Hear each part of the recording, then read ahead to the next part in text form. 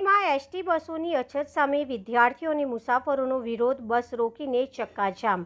વડોદરા જિલ્લાના સાવલી તાલુકામાં એસટી બસોની અછતનો પ્રશ્ન ફરી એકવાર ઉગ્ર બન્યો છે। બસોમાં ક્ષમતા કરતાં વધુ મુસાફરોની ભીડને લઈને વિદ્યાર્થીઓ અને નોકરિયાત લોકોએ બસ રોકી ચક્કાજામ કરી વિરોધ નોંધાવ્યો હતો। મળતી માહિતી મુજબ વડોદરાથી સાવલી થઈ ઉદલપુર ગોધરા રૂટ પર દોડતી એસટી બસોમાં દરરોજ 100થી વધુ મુસાફરો મુસાફરી કરતા હોવાથી ભારે ભીડ સર્જાય છે।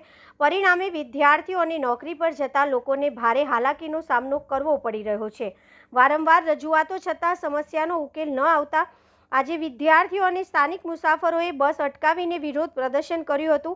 વિદ્યાર્થીઓએ એસટી ડેપોના મેનેજર તેમજ ડિવિઝનલ કંટ્રોલર ડીસીને લેખિત અને મૌખિક રજૂઆત કરી હતી। રજૂઆતમાં માંગ કરવામાં આવી છે કે વડોદરા સાવલી ઉદલપુર ગોધરા રૂટ પર તાત્કાલિક વધુ એક નવી બસ શરૂ કરવામાં આવી છે તેમજ હાલ દોડતી તમામ બસો નિયમિત અને સમયસર ચલાવવામાં આવે છે જેથી મુસાફરોને ભીડ અને અગવડતામાંથી રાહત મળી શકે।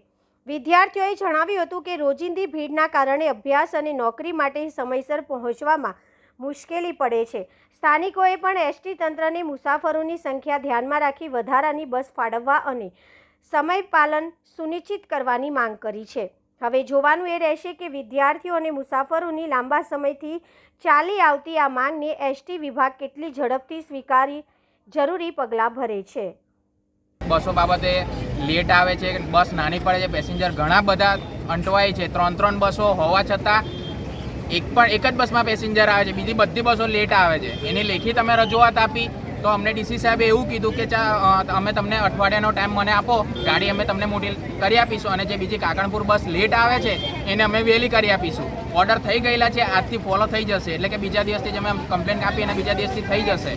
તો અમને એવું કહેવા માંડ્યા કે વાંધો નહીં, કાલથી 5:30 ગાડી ડેપોથી ઉપડી જશે। તો હાલની મિનિટે પણ હજુ ઉપડી નથી અને અમારા બસમાં પેસેન્જર ઘણું બધું આવી ગયું, 144 પેસેન્જર આવે છે।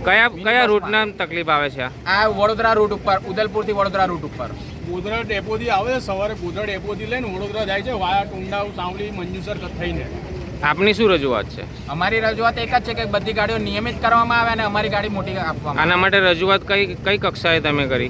છેક ઉપરી અધિકારી DC, district division depot manager, depot મેનેજરથી માંડીને છેક ડીસી સુધી સાહેબ સુધી કરી છે। એમણે શું બાંયધરી આપી? એમને કીધું કે અઠવાડિયામાં થઈ જશે, એવા જ અમને જવાબ આપવામાં આવે છે। ચલો અમે એ બી અમે એક્સેપ્ટ કરીએ છીએ, અમને ટાઈમ આપીએ છીએ, પણ જે ઓર્ડર એમને કર્યો 5:30નો કાકણપુરનો, તો હાલની મિનિટે પણ એનો અમલ થયો નથી। આપનું નામ? Advocate KP Patel.